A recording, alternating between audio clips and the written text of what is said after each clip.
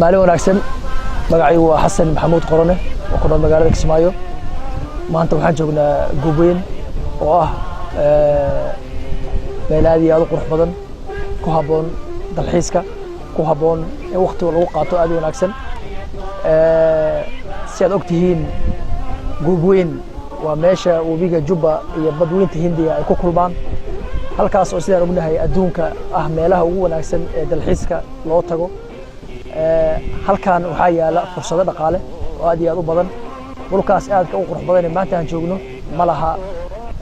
makhaayado ma laha hoteelo ma laha meel lagu nasto waad aragtaa waxaan fadhinaa meel geed baan ku fadhinaa qof kasta oo Soomaali ah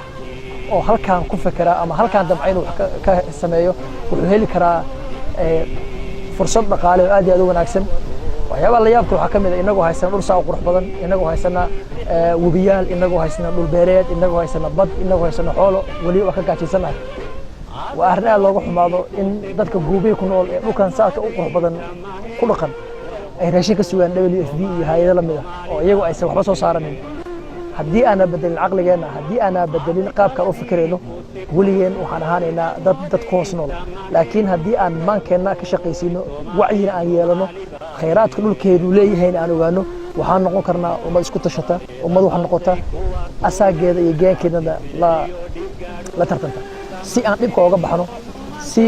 magaca Soomaali ee liidan ee maanta gaajada iyo dhibka rafaadka qaxa